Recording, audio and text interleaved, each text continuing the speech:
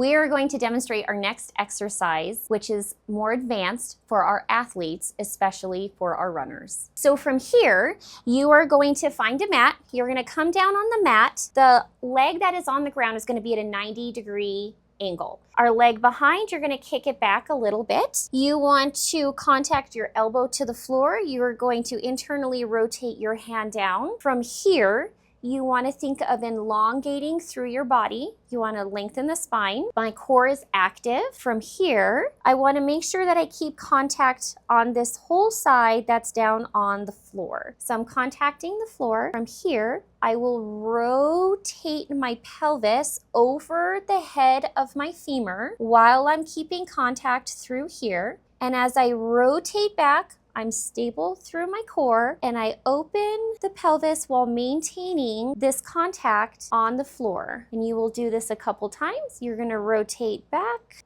and forth. And what you're doing is you're training the lateral stabilization line while you're moving to hold so you're not gripping with your adductors. So some of the mistakes that I see people make is they just tend to drop their chest.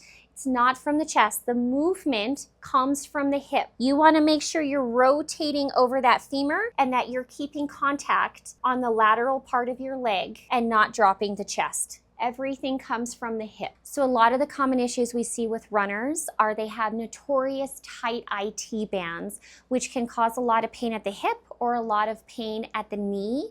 We also see a lot of falling on the medial arch when they pronate.